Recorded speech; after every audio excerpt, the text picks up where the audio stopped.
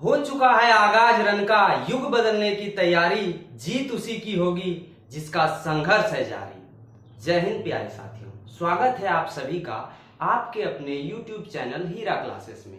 जैसा कि पिछली कक्षा में हमने आप लोगों को सोशल साइंस सामाजिक विज्ञान के पूरे सिलेबस के बारे में शानदार तरीके से बता दिया था। यदि आपने हमारे चैनल को विजिट नहीं किया है तो आज ही विजिट कीजिए और सोशल साइंस के पूरे सिलेबस को देखिए, समझिए, जानिए। अब हम लोग बात करने वाले हैं कि हम लोग जो प्रारंभ बैच लॉन्च किया यूट्यूब में, ये बिल्कुल फ्री ऑफ कॉस्ट है। प्रारंभ बैच के जरिए हम लोग बिहार बोर्ड स्पेशल 2025-26 2025-26 की तैयारी में बिहार बोर्ड में आप लोगों को हम लोग दे रहे हैं recorded classes. Complete NCERT SCERT all topic cover कराया जा रहा है और ये कोर्स का जो फी रहने वाला है बिल्कुल फ्री। और सबसे बड़ी बात, हम लोग बिहार बोर्ड के सारे सब्जेक्ट का प्रिपरेशन शानदार तरीके से करवा रहे हैं। ठीक है,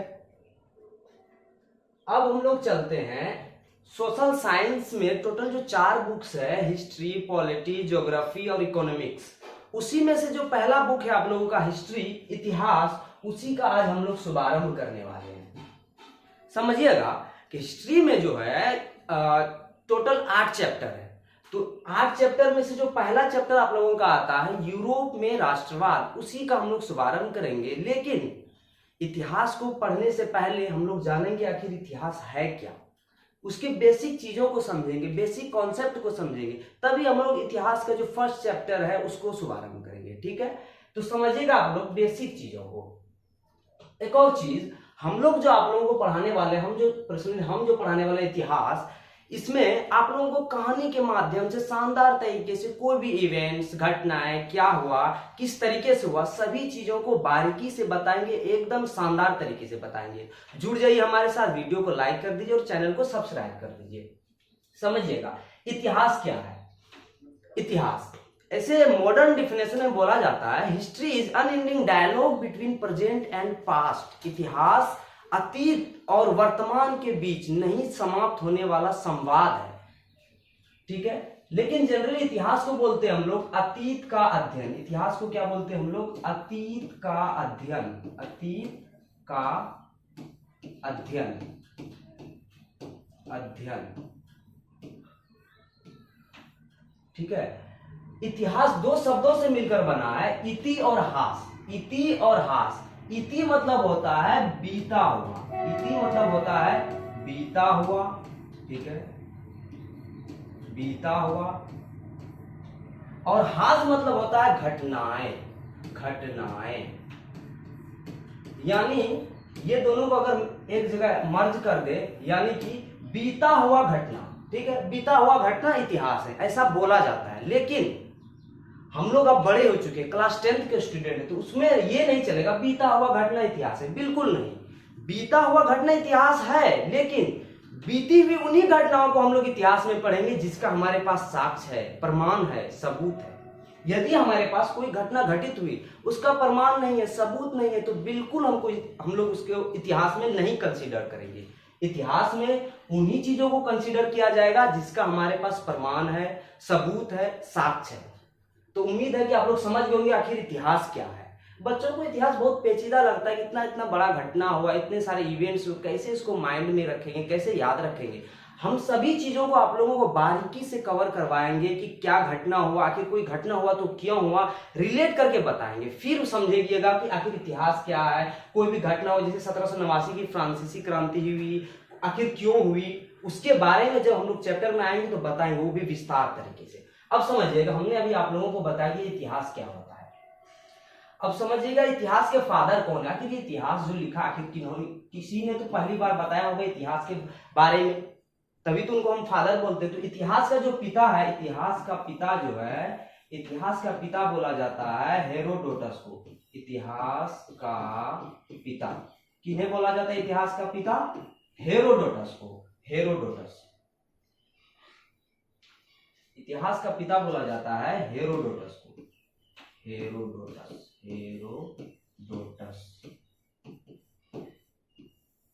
Herodotus is known as the father of history. इतिहास के पिता हेरोडोटस को कहा जाता है। हमने जो भी चीजें आप लोगों को बताई है, लिखा हुआ है कि इतिहास क्या है, तो बीती हुई वे सभी घटनाएं जिसका साक्ष्य है, प्रमाण है, सबूत है, वही इतिहास है। और इतिहास के पिता किन्हें कहा जाता है? हेरोडोटस को। अब समझिएगा, हमने बताया आपको इतिहास क्या है, इतिहास का पिता किन्हें कहा जाता है। अब समझिएगा आखिर कि इतिहास को कितने पार्ट्स में डिवाइड किया गया है। हम लोग जो इतिहास पढ़ते हैं आखिर वो कितने पार्ट्स में डिवाइड है?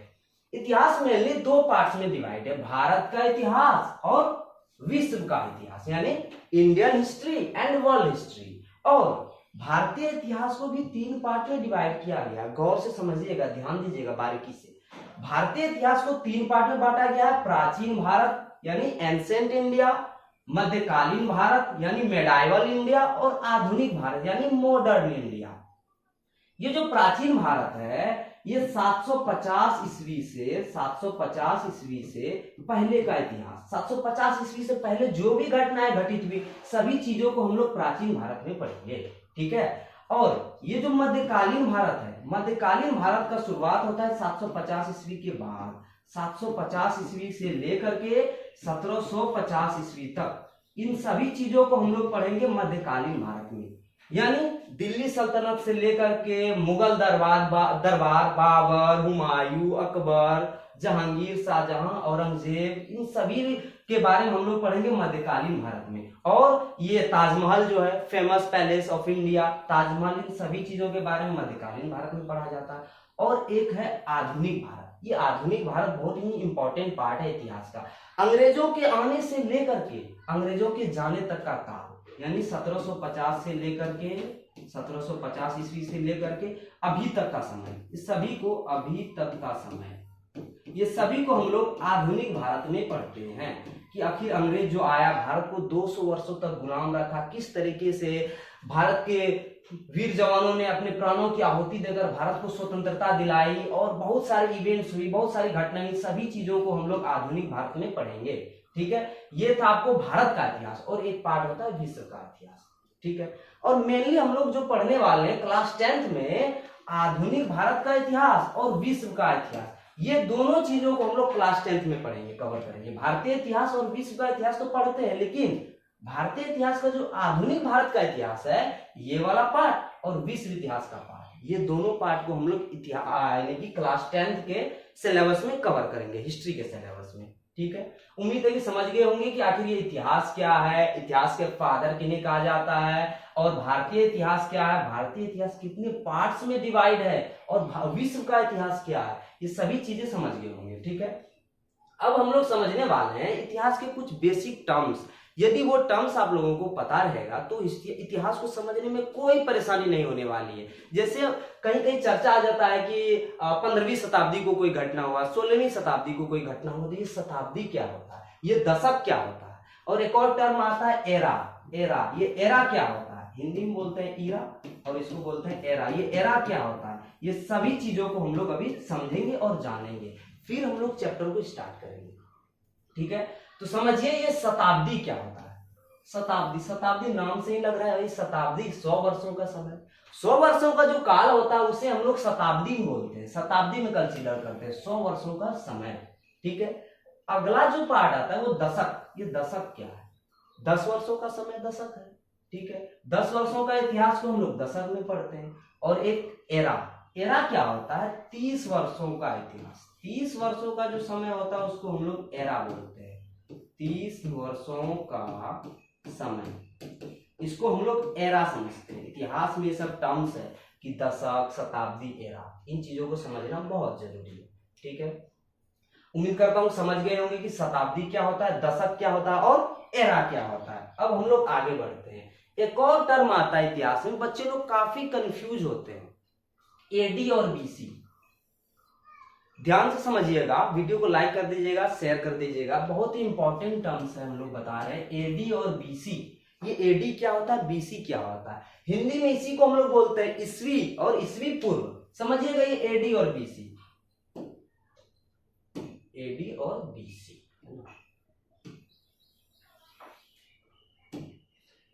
दरअसल बात ऐसा है कि ये एक ईस्वी है, ठीक है, एक ईस्वी, ठीक है, ईसा मसीह का जन्म जो हुआ था, जीसस क्राइस्ट जिनको बोलते हैं हम लोग, ईसा मसीह का जन्म 1 ईस्वी को हुआ था, 1 एडी को हुआ था। 1 एडी को ईसा मसीह का जन्म हुआ था, ठीक है। और इनका मृत्यु हुआ था 32 ईस्वी को, ठीक है। इनका मृत्यु 32 ईस्वी को हो गया था। तो ईसा मसीह साहब जो है ये 32 वर्ष तक जीवित रहे, ठीक है। तो इनका जन्म के साथ का जो भी समय होता है, इनका जन्म होने के साथ जो भी समय चालू हुआ, इसके बाद जो भी घटनाएं हुई, सभी को ईस्वी में कंसीडर किया जाता है। यानी इनके जन्म के बाद चाहे जो भी घटनाएं घटित हुई, चाहे भारत आजाद हुआ या 1857 का विद्रोह हुआ, कोई भी चीजें हुई, 1947, जैसे हम लोग बोलते हैं 1947 ईस्वी हम लोगों का भारत आजाद हुआ 1947 ईस्वी को। ये क्या घटना है, 1 ईस्वी के बाद का ही तो समय है, तभी तो इसको हम लोग ईस्वी में कंसीडर करते हैं। और एक और चीज समझिएगा, ईस्वी हुआ ये, अब ईस्वी पूर्व इसको बोलते हैं एडी।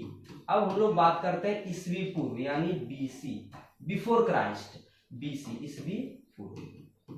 ये ईस्वी पूर्व क्या है, ईसा मसीह के जन्म के पहले का समय। ईसा मसीह का जब जन्म हुआ इसके पहले जो भी घटनाएं घटित हुई उसको हम लोग ईस्वी पूर्व में कंसीडर करते हैं। जैसे सिंधु घाटी सभ्यता, आज से 2500 ईसा पूर्व को सिंधु घाटी सभ्यता थी, 1 ईस्वी से, आज से नहीं 1 ईस्वी से, यहां से 2500 साल पहले सिंधु घाटी सभ्यता थी, इसीलिए इसमें बीसी लगा हुआ है। और आज से बोले तो आज कितना है, अभी 2025 ईस्वी, तो 2025 ईस्वी, इधर 2025 साल और इधर 2500 साल, लगभग 4500-5000 साल पहले सिंधु घाटी सभ्यता थी। इसलिए हम लोग इसको ईस्वी पूर्व में कंसीडर करते हैं। समझ गए होंगे कि ये ईस्वी क्या होता है, ईस्वी पूर्व क्या होता है। आखिर कोई घटना घटित होता है तो उसमें कब ईस्वी लग जाएगा, कब ईसा पूर्व लग जाएगा।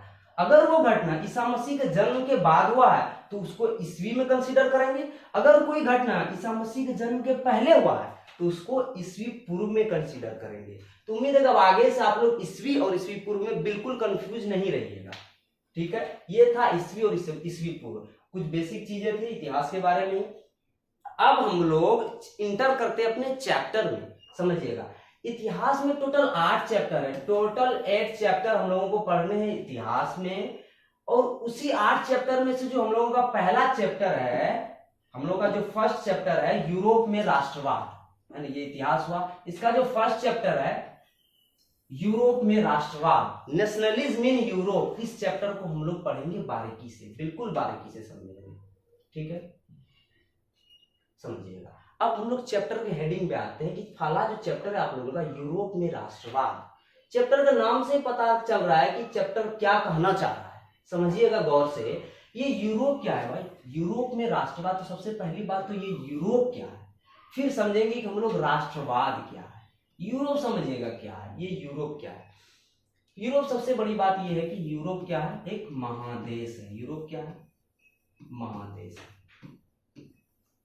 हमने तो बता दिया कि यूरोप एक महादेश है, लेकिन महादेश क्या होता है, महादेश क्या होता है, विभिन्न देशों के समूह को हम लोग महादेश बोलते हैं। जैसे अपना भारत है, भारत, चीन, पाकिस्तान, ये सभी ग्रुप है, ये विभिन्न देश का समूह है, ये सारा देश मिलकर बना है अपना महादेश, एक एशिया, ठीक है। तो ऐसे ही विभिन्न देशों का समूह को बोलते हैं महादेश। ऐसे ही यूरोप भी क्या, विभिन्न देशों का समूह है, इसलिए इसको बोलते हैं महादेश। यूरोप में भी ढेर सारा कंट्री है, पुर्तगाल है, फ्रांस है, और भी ढेर सारा कंट्री है। तो अब समझिए मैप के थ्रू हम आप लोगों को बता रहे हैं कि ये जो यूरोप महादेश आखिर है कहाँ।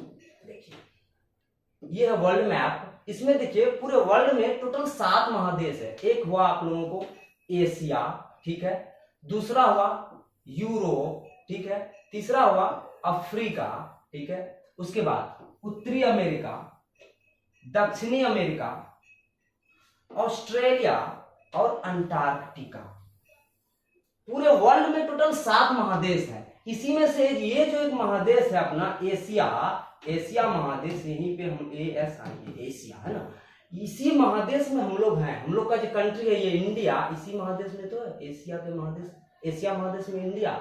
और एक चीज क्लास 9th में आप लोग पढ़े होंगे कि यूरोप से ही चलकर भारत का जो खोज किया था, यूरोप से ही चलकर आया था। कौन आया था यूरोप से चलकर, वास्को डी गामा। कौन आया था चलकर, वास्को डी गामा। इसी यूरोप से चलकर, यूरोप में ही एक कंट्री है आप लोगों का पुर्तगाल, इसी पुर्तगाल से चलकर समुद्री मार्ग के माध्यम से अपने भारत का जो कालीकट बंदरगाह है यहीं पे एंट्री किया था, ठीक है। ये यूरोप से चलकर कौन आया था, Vasco D gamma. Vasco D gamma ने ही तो भारत का खोज किया था समुद्री मार्ग के माध्यम से। एक और भ्रमणकारी था कौन था वो, मैगलेन है ना, सॉरी कोलंबस, मैगलेन नहीं कोलंबस, वो भी तो यहीं से चल के आया था। वो भारत का खोज में निकला था कोलंबस, भारत का खोज नहीं करके अमेरिका चला गया, तो वो अमेरिका का खोज कर लिया था, लेकिन वो समझ रहा था ये भारत ही है। तो ये सारी चीजें क्लास 9th का पार्ट है, ठीक है, वो हम लोग 9th में पढ़ेंगे। अभी फिलहाल हम लोग चर्चा कर रहे हैं यूरोप के बारे में कि आखिर ये यूरोप महादेश है कहाँ पे है, विश्व के नक्शे पे कहाँ पे है यूरोप महादेश। उम्मीद है कि समझ होंगे क्या है यूरोप, ठीक है। अब हम लोग समझते हैं ये यूरोप क्या है, महादेश है ना।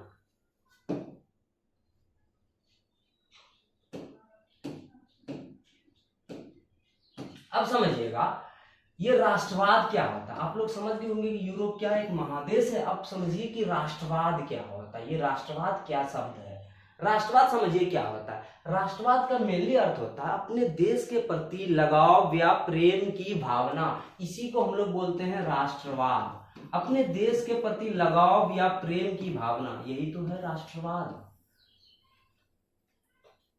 इसका एक और एग्जांपल हम आप लोगों को बता दे रहे। राष्ट्र मतलब देश, वाद का कोई अर्थ नहीं अपने में, लेकिन जब कोई शब्द के बाद लग जाता है तो उसका अर्थ को बदल देता है। समझिएगा एक एग्जांपल से, जैसे मैंने बोला एक शब्द है गांधी, गांधी, गांधी क्या है, एक व्यक्ति है, ठीक है।